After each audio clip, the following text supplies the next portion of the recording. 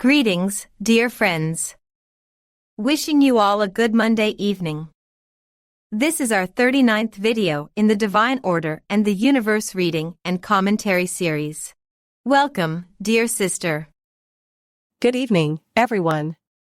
It is so good to be together with you all, working and studying together on this book each Monday evening. Thank you for your interest and attendance.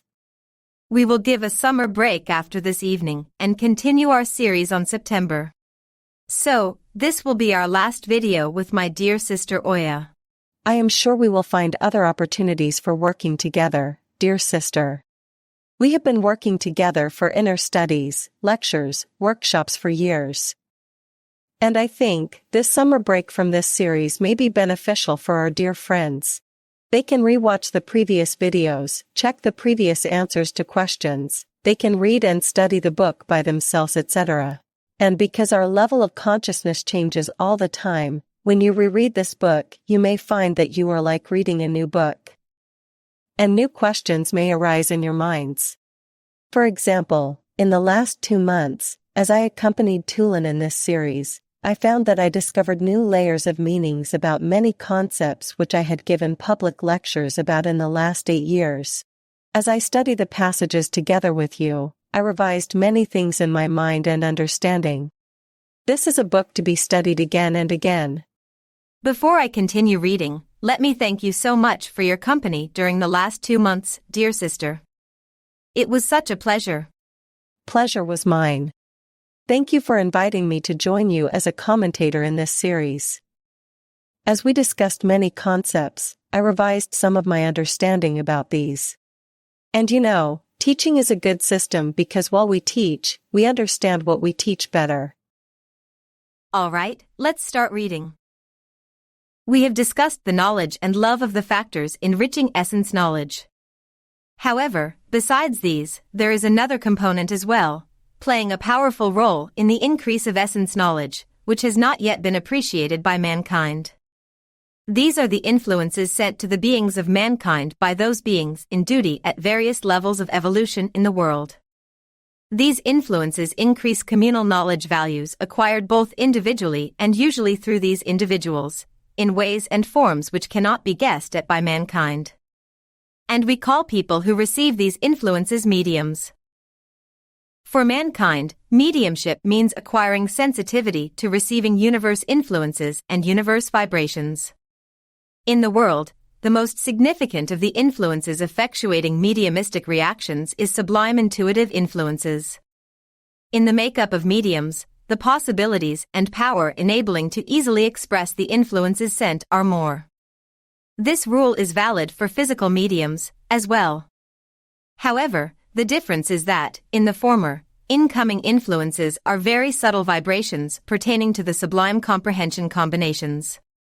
As to the physical mediums, incoming influences are directed to accrued matter and brought about various formations, transformations, deformations or simpler motions as a result of the reactions in that crude matter. Thus, in a general view there are 2 appearances of mediumship, one intuitive and the other physical. Yes, dear friends, this passage is an introduction to the topic of mediumship. Now, we see the mediumship as an encompassing system of informative and enlightening revelation that has existed throughout the history of humankind.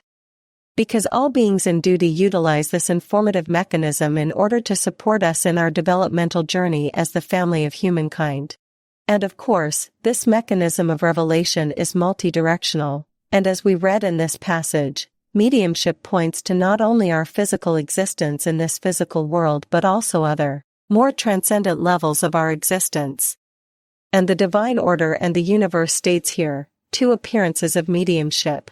Physical and intuitive. Yes, mediums, in their structure, have more power to express the incoming universe influences easily. In physical mediums, the incoming influence or vibrations are directed to crude matter, bring out various formations, transformations, deformations or simpler motions as a result of the reactions in that crude matter. However, in intuitive mediums, sublime intuitive influences bring out mediumistic reactions. When we look at the field of parapsychology, there are many physical mediumistic examples, especially at the onset of the Spiritism. For example, photography, also called psychic photography, or physical mediums like Uri Geller. If you make a search on internet by writing parapsychology, Spiritism, physical mediumship, you may read many interesting articles. Nevertheless, because we are reading and commenting on the divine order and the universe, and because this book is the result of intuitive mediumship, let's elaborate this type of mediumship. Soon, we will read more details about its mechanism, but let me say that this is a type of mediumship that can transform much subtler vibrations into the words and ideas of the physical realm. And in guiding humankind by revealing knowledge and information, this type of mediumship is the most influential. And this book is one of the best examples of the intuitive mediumship. Mr. Ruhselman produced a large literature of the spiritual communiqués he received through the mediums he worked with as the seance controller. His meticulous approach to spiritual matters is so obvious when we study these spiritual communiqués. And we see that most of these have continuity and are full of knowledge. And this book is the manifestation of Mr. Ruhselman's fulfillment of duty to his own being. Yes, throughout the known history, humankind received knowledge and information through mediumship, but of course, due to the human psyche, there has always been degeneration about such topics. I am trying to be nice while choosing my words, but as you may know, the chaff is more than the grain. Just Google medium or mediumship and you will get innumerable search results, and most of these are people that work within the crude matter combinations. Their motivation is mostly based on earthly cravings or sensuality. So, gaining some degree of knowledge of comparison, some degree of discernment is very important. When we seek, read, hear, and study any spiritual communiqué or channeling, we must be in a rational state rather than an emotional state. Only in that rational state, you may notice if the information given, if it is a series of channelings, has consistency. If the information given is uplifting, not in an ego-flattering way but in an empowering way. If it has pessimistic messages, etc. Because there are too many spiritual messages like these. And that's why I suggest you to be careful and attentive about the source of such messages. Instead of filling us with information that we cannot have any control or agency over, the proper spiritual messages should be feeding us with sublimating influences, pointing to the higher levels of development for us. I think this is the most important clue to separate chaff from the grain. As we studied the works of Mr. Ruhselman, prior to 1958 and this book, and of the works of Mr. Erikdahl, what I have seen as their common point is that none of the spiritual communiques and messages were addressing a specific person or a group. On the contrary, their topic was always the humankind in general, and the knowledge these messages revealed was taking us from one point to a higher point in our understanding and comprehension. It may be a good idea for our dear friends to seek such qualities in the innumerable spiritual messages and channelings they may come upon. These are at every social media platform, after all. For example, message given by a group of entities from this or that faraway planet or star, telling the seeker that she or he is special, they will be saved, they will be coded or marked as special persons, etc., etc. Indeed, there are great difference between the quality of the work done during the times of Mr. Ruhselman and of the relatively recent work done by various mediums and channelers, probably due to the zeitgeist. I had the chance of meeting and knowing Mr. Attila, the medium of this book.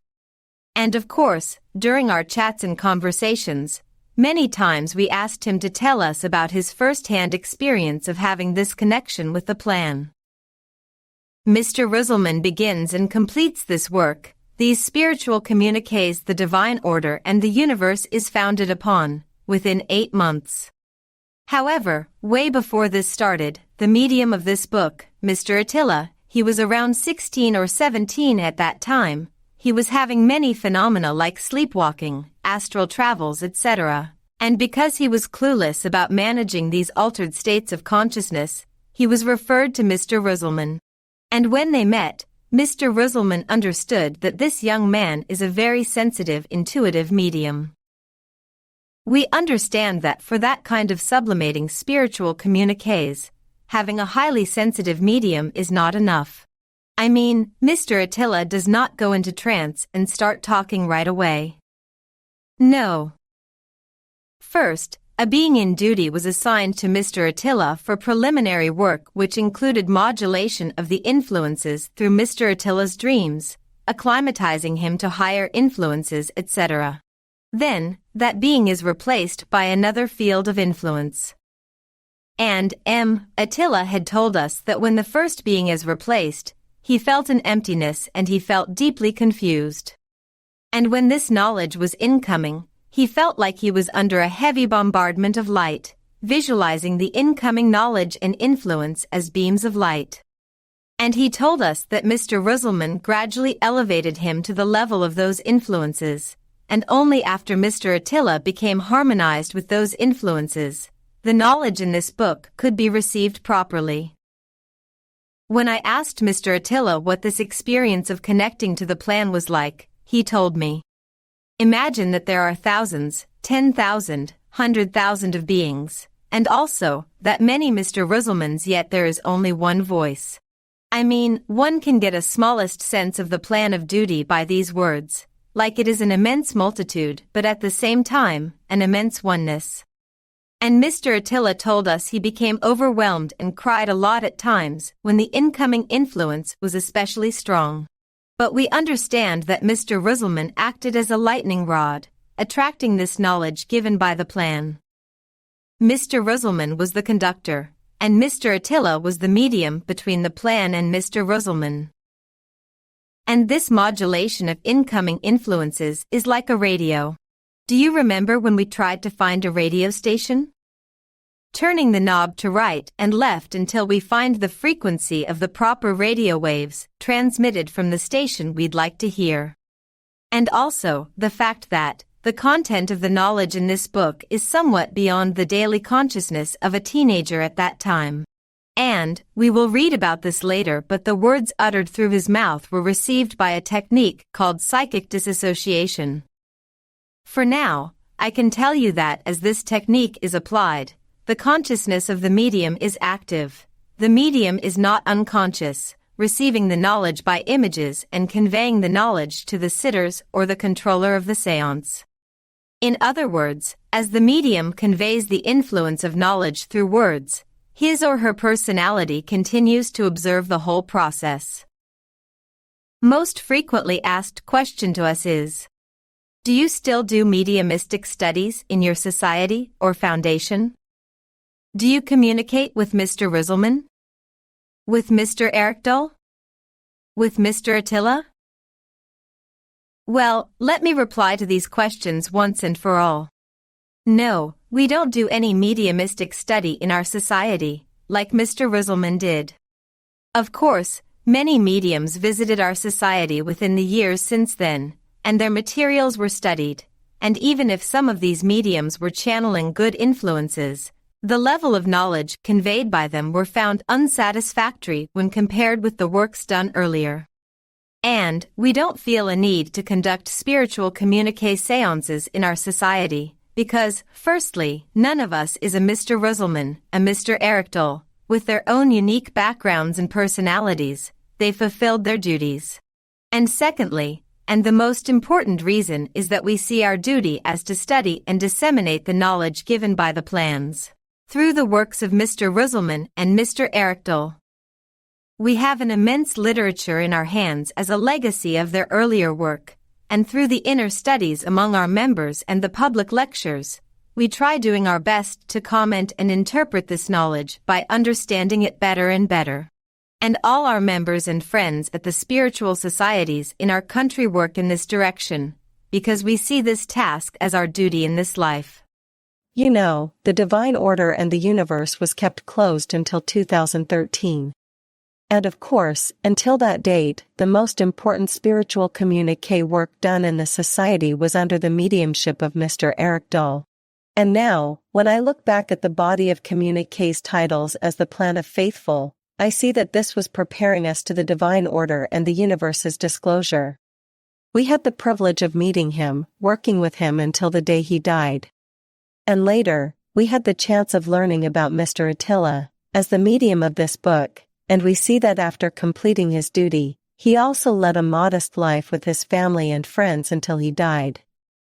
None of these persons were bragging about the duty they did, what driving them was not egoistical desires. They are such good examples that they set the bar high for us, and we are grateful for them. They're sharing this knowledge with us. Yes, let's continue reading. Before we start to explain the mechanism of mediumship, some preliminary knowledge needs to be given, so we will begin by stating these. For this, first of all, some states of the human brain must be mentioned. Brain is the prevailing organ of the body, constituted by atom ensembles, and put into effect by molecules containing higher functions and motions of these. Throughout the human body, there are cells.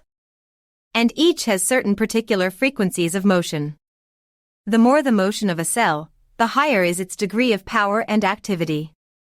Most active cells in the human body are brain cells.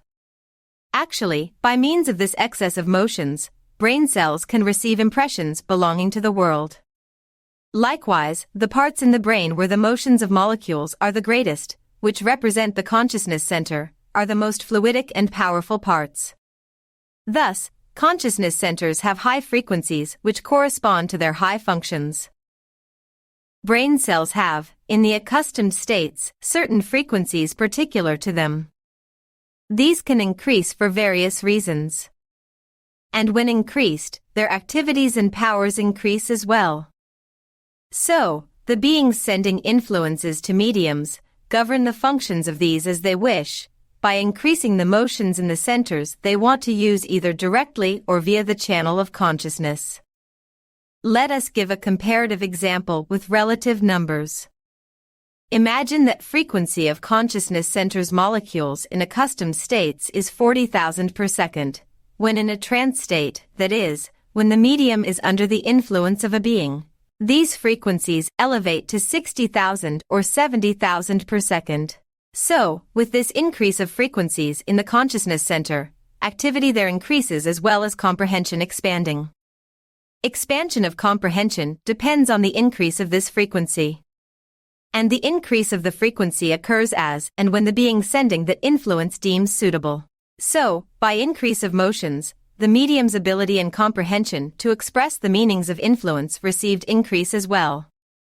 Mediums convey these meanings to the outer realms via the means mankind can understand, by speaking or writing or another way. We call these intuitive mediums. There are also physical mediums. Here, the incoming influences are either cruder than the vibrations of matter which will receive the influences or suitable to it. If cruder, when these influences pass through the medium and enter that matter, and because it cannot feed its higher combinations as we previously explained, this entails their erasure or disintegration, and this, in turn, puts into effect the phenomena called materialization. If the incoming influences contain vibrations suitable to the structure of that matter, then the medium's efficacy in that matter increases and paves the way for possibilities of various formations and manifestations. In this way, materializations, phantoms, apports, states and motions of innumerable physical appearances of things called by many names are brought about. Phenomena observed by mankind within the group of physical mediumship belong to this mechanism, that these are put into effect by executing the value differentiation mechanism and duality principle in matter, and consequently, with the occurrence of states like motions, displacements and finally, dispersion and gatherings of molecules. Although this is not an exact number, there are approximately 90 or 100 centers in the brain. And of these, there are 900 or 1,000 secondary centers, that is, stations which have regular functions in the body. So, the influences coming from the essence being to the brain are distributed from the consciousness centers of the brain to these centers, and from there, according to the needs, to the secondary centers or stations. Yes, now we talk about the highest level structure of our body, that is, our brain. And as we talk about our brain, we use our brain to talk about our brain. We take granted this body of ours, but it is actually a perfect organic machine, but especially, our brain is. When we study the nervous system, we see an incredibly complex web of nerve centers, nerves, and neurons, all connected to our brain, which is only around 1.5 kilograms. It does not move, contained in our skull, yet the invisible activity within our brain is what keeps us alive. Here is a basic example of the swift and subtle communication within the nervous system. And you can watch more complicated examples on YouTube. There are many videos about this. The same is valid for the hypoglossal nerve, the nerve moving my tongue, and between my decision what to say to you and my speaking it to you is so short, so fast, but still works perfectly. We live within such a magnificent mechanism. Yes, as I speak to you, the cerebrum of my brain is active, and especially, the area that called as Broca's area, which is linked to our ability to articulate ideas, as well as use words accurately. And such parts of the brain are more active in mediums, especially in the intuitive mediums, because the incoming influence is stronger and much subtler in their case, and such influences activate these parts of their brain in a swifter manner. And as Tülin mentioned in the case of Mr. Attila, there is always some modulation, some fine-tuning of such centers of the medium's brain for widening their capacity for more acceleration. In other words, medium's body, hence, medium's brain gets harmonized with the incoming influence. As you can easily understand, such a process does not happen in all of us. There are some requirements for such mediumship. For example, our genetic structure must be suitable, our body must be suitable, our brain must be suitable, our state of the mind must be suitable.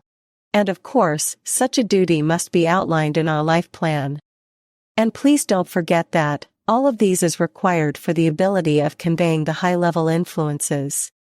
And examples of true mediums I can now think of are Edgar Cayce, and Albert Pochard's sister. On the other hand, the examples of the physical mediumship are more obvious, such as materializations, apports, etc. As an extreme example, I can mention Tony Agpeo, from the Philippines. He was a faith healer and was doing psychic surgeries. When we look at his life story, we see that his healing abilities were with him since his childhood. This was a natural talent. There were many attempts to debunk his work over the years, but no journalist or researcher could manage to prove that he was a charlatan. And the process was like this. Tony dematerializes his hand and inserts his hand's energy form into the affected organ in a patient's body, and again, he dematerializes the tumor or the affected part of that organ, and later, he rematerializes his hand and the part or tumor he took out to display the patient.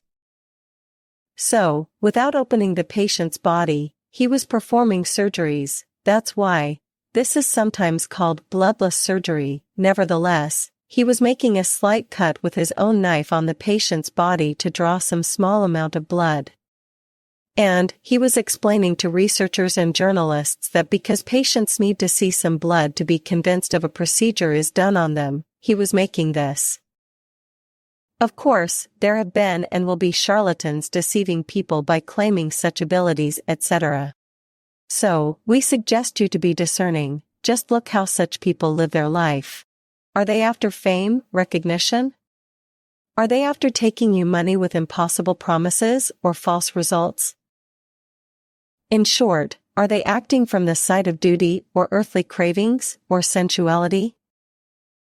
So, please look at closely and try to see such signs. So, we can say that the signs of true mediums are: they are calm, natural people that understood their ability is for fulfilling a duty, that digested the knowledge they are expected to convey to others, and is working hard to fulfill this task. Then, the knowledge such mediums want to convey becomes valuable for the rest of us. Yes, I'd like to emphasize this fact again. There will always be charlatans, because the degeneration of the world is increasing. So, please use your discernment. Yes, dear Sister Oya, In our previous videos we had read and discussed the magnetic fields of beings, and how incoming influences bring out changes in the values in a magnetic field, thereby. Our dear friends may watch the videos in this series to understand this topic at hand better. Nowadays, it seems that there is not much happening in the field of parapsychology, but things were very active and hectic at the end of the 19th century. With the claims of poltergeist activity around and spirit seances of Fox sisters in New York, in late 1880s, Spiritism, then spiritualism became a well-known topic by the public. And this led to emergence of researchers who evaluated such claims and phenomena, hence, the birth of parapsychology. And the phenomena that need to be evaluated and studied is a large spectrum. Spirit seances, manifestations and apports during such seances, automatic writing, astral projections, prophetic dreams, telepathy, telekinesis, clairvoyance, clairaudience, extrasensory perception, spontaneous combustions, etc., etc. And of course, when these phenomena were properly evaluated and examined, within years parapsychologists revealed many frauds and charlatans. Yet, many phenomena still remain unexplained. I am sure, as we continue reading, you may have an idea about the processes behind so-called unexplained phenomena. And, yes, as you said, a person with some mediumistic ability may bend a spoon, perform a psychic surgery, receives messages from a deceased loved one of other people, etc., etc., but such a person's level of development in ethics and conscience may not necessarily be high. So, we must be aware when we assess such claims of mediumship. But, I remember a more recent example of parapsychological research done by Gary E. Schwartz from Arizona University. He was one of the presenters in the first International Parapsychology Conference we had organized in 2005, in Istanbul. In his book titled Afterlife Experiments, he writes about the experiments he did with many mediums, but the most prominent name among them is Alison Dubois. This medium helped the local police in solving many crimes, etc., and inspired a TV drama called The Medium. And, I think, the content and nature of the mediumship has changed in the recent times. Because now, more people know that we are in constant contact with our being, with our spiritual side. In that sense, we are the mediums of ourself. We are the channels to our own being. No matter how we call them, medium or channels, we actually talk about an ability to attract universe influences and to convey these influences into the worldly appearances, into worldly forms and words. In that literal sense of these terms, a medium or a channel must be unblocked mentally and emotionally so the transmission can be clear and without interference. Let's continue reading. Now, we will talk about the mechanisms of states such as sleep, dreams, obsession and mediumship which are observed in mankind at certain times, respectively. However, in order to explain the basic technique of these mechanisms it is necessary to repeat some preliminary knowledge. This preliminary knowledge is pertaining to the connection and relations between the being and brain. As we previously mentioned, 7/8 of the human being is connected to the human brain. That is, 7 parts of the being are connected to the brain and 1 part is free. The parts connected to the brain occupy a region constituted by certain brain cells we call the consciousness center. The consciousness center governs other centers and they, in turn, govern secondary centers. In this way, governance of the being over the body is ensured by centers and stations influencing each other by degrees, starting with the consciousness center. Previously, we termed the part of the human being connected to the brain consciousness and the part remaining free superconsciousness. Thus, the consciousness center which the being is connected to is a region of a brain, constituted by the molecules with the most motions. The whole body is governed from this center. The consciousness center is always in relation with the outside, that is, with the being. The increase or the decrease of this center's activity depends on the increase or decrease of its motions by the influences arriving at it. As to the free part of the being that is not connected to brain, we termed it superconsciousness. It is necessary to divide this into two sections. However, let us say this, that the being is a subtle energies whole which cannot be subject to dividing or separation, in the sense that mankind understands it. Therefore, layered or concentric sections in it cannot be thought, that is, unlike it is for the brain, regions cannot be designated for it. However, in regard to some functions we have to explain here, an imperative for expressing such separate states of activity in the being with the symbol of regions. So, the dividing we do here or the names we give belong to the states expressing these functions. Otherwise, in fact, there are no divided, separated parts or regions in the being. So as not to be mistaken, we would like to explain this situation with an example. Although this example is rough in comparison with the state of the being we would like to explain and is, again, a reality belonging to our world. However, it will help the issue we would like to explain above to be easily intuited. Imagine a certain volume of hydrogen remains gathered, without dispersing in the vacuum, for example. This mass is constituted with a large number of hydrogen atoms. Now, let us divide these atoms into a few groups with distinct characters in regard to some deeds we assume that they carry out. So, each group will have a distinct function. For example, the function of some atoms is to catch the light vibrations, the function of other atoms is particular to heat vibrations, and the function of other atoms is to detect electrical vibrations. Three kinds of atom characters separated in regard to their functions exist at this hydrogen ensemble in a complete disorder and are not gathered as groups in distinct places. In this way, these atoms that do not have particular regions are nevertheless separated from each other in regard to their functions. However, the being we mention does not display such a material state as a hydrogen atom ensemble. Nevertheless, although applying this example directly to this issue is not correct, it is possible to gain an intuition out of it.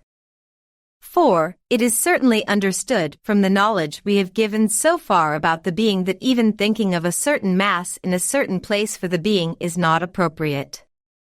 Therefore, without subjecting the being to distinct and separate regional locations, there are influence complexes with distinct and separate functions in it which we cannot comprehend. In this way, we have said that the free field of the superconsciousness, that is, of the being which is not connected to body, is divided into two parts. More correctly, it has two distinct and separate functional sides. The first of these is the part we call higher consciousness. This is the side of the being which is open to the outside. Influences coming from the spirit of the being enter from this side of the being. Likewise, influences coming from above and from the beings around land at this part as well. The second part of the superconsciousness field is the subconscious. This is, again, the being's closed front to the outside in regard to function. No influence arrives at the subconscious field from outside. And it does not send any influences to outside. However, here is the repository for all accumulating acquisitions of the being throughout the whole universe. Therefore, all impressions of past lives exist in the subconscious, essence knowledge is preserved here. So, as we previously said, only acquisitions which became essence knowledge and owned by essence being can enter here. Higher consciousness and subconscious have communication with the consciousness. These can interexchange with each other. However, the communication of the subconscious and higher consciousness, or to put it another way, of the superconsciousness with the consciousness, does not occur directly. There is also an intermediary function acting as a bridge, which we call the unconscious. Thus, the unconscious is the being's third field of function which intermediates the exchange between the consciousness and superconsciousness. However, the unconscious has another function as such. Impressions belonging to the knowledge which comes from the outer realm, world, daily life, to the consciousness but which has not yet become essence knowledge, are gathered in this region, that is, in the unconscious, and stay there until death. So, the unconscious field, naturally, what we mean by the term field can be understood, is at the same time a knowledge repository of the consciousness. Consciousness can, when necessary, without descending to the subconscious, take and use the required material from this unconscious. These are the results of the knowledge belonging to the last world life of the being, that is, to the life man goes through. This knowledge, after going through a comparative accounting, as we have previously said, is pushed to the unconscious, and this accounting is rendered by the conscience. Unconscious knowledge, again as previously said, becomes essence knowledge and nestles in the subconscious only after death, by going through the great accounting as the being compares these with subconscious knowledge. Events that occur in the consciousness within daily life pass to this unconscious field during sleep. Actually, fields of unconsciousness and of consciousness are very close to each other and in a frequent communication.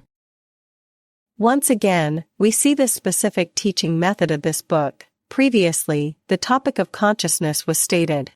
And here, in this passage, the book revisits that part and summarizes it in relation to this new topic.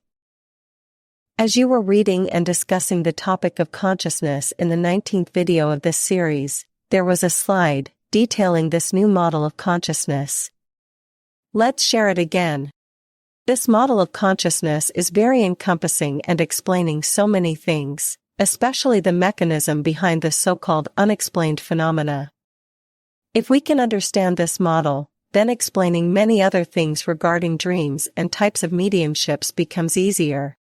As we study this model of consciousness, we begin to understand what, why and how of many mental processes. And the most important parts of this model are the concepts of the consciousness and superconsciousness, the unconscious and the subconscious. Actually, these make up a whole system, they are not separate. But to make us understand their functions better, they are explained as separate. We must remember that all is a whole system. We are a part of the whole system and we are unseparated from it, as well. Here and now, all of us are, within our bodies, using our consciousness center, and these seemingly separation happens during our sleep. As we sleep, brain centers become introverted, or turned within and cease our connection to the outside. And in that state, we assess and evaluate the day and our life events in general, and we add these to our previous information and knowledge in the unconscious. In this way, we make up or fill this field of unconscious throughout a lifetime. When we die and pass to the spatium state, all those knowledge and information accumulated in the unconscious will be assessed and evaluated again. This time, within a field of isolation, our being will be withdrawn, cease its connection to the external influences, and remain in that isolated state during a great accounting period until all that knowledge is evaluated and transformed into essence knowledge, and then, is added to the subconscious. And through superconsciousness, we are always in communication with our being. As we read further pages, we will learn more details of the workings of this new model of consciousness. Yes, we read here. The being is a subtle energies whole which cannot be subject to dividing or separation. And also, we had read, 7/8 of the human being is connected to the human brain. But these are ratios or numbers given to us to make us understand the topic better. Actually, there are no divided, separated parts or regions in the being. And the book gives us an example by telling us to imagine a certain volume of hydrogen remains gathered, without dispersing in the vacuum, and divide these atoms into a few groups with distinct characters so each group will have a distinct function. As how these atoms are identical in regard to their constitution but assume separate or different functions, so is the whole system of consciousness. Not separated into parts, but only differ in functions. Or we can think of our physical brain, although it is made of the same physical material, the lobes and regions of our brains have different functions. And in case a certain part with a certain function gets damaged in an accident or due to illness, we see the examples of other parts taking over this function. I mean, there is no strict borders between these regions or lobes, they act as a whole. Let's briefly go over these functions. First, the consciousness. Indeed, it is mainly our brain and the nervous system that make our body alive and perceiving. It also has 90 to 100 subcenters or stations. Second function, the unconscious. The field that stores all of our impressions and knowledge we gain within a lifetime, starting from the moment of our conception to our last breath. This fields record everything. During sleep and through the mechanism of dreams, we make small accountings of this accumulated information, but this is not the essence knowledge yet. Third function, the subconscious, the field that is closed to our daily consciousness. The knowledge gleaned from our past lives is stored there. And only after death, at the spatium state, this knowledge stored here is to be compared with the knowledge gained in the last life in the body. In this sense, the unconscious is like a bridge between the superconsciousness and the consciousness, or between the subconscious and the consciousness, because the communication between these does not occur directly. Therefore, we need this buffer zone of the unconscious. Later, we will read how all influences coming from our guides, from the beings in duty, from the deceased loved ones, and even, if necessary for our development, the influences from the obsessive beings enter our magnetic field through the field of superconsciousness. This is the field that is open to our being and to other beings. Alright, let's answer a question before we say goodbye. A friend asks, is the usual number of vibrations in the molecules of the center of consciousness related to the intelligence? Yes, a healthy brain and healthy brain functions, when coupled with proper upbringing and education, allow us to make more connections between things and events, and this makes us smarter, more intelligent. However, we all know that a highly intelligent person is not necessarily a very conscientious person, in the developmental sense we talk here. And also, there are different types of intelligences. Let's say, if we can complement our level of intelligence, that is, our brain's ability of making fast connections with comprehension, then we can advance faster in our developmental journey. Yes, with these words, I wish you a good evening and a good summer. Hoping to see you again after the summer break, when we continue with this series.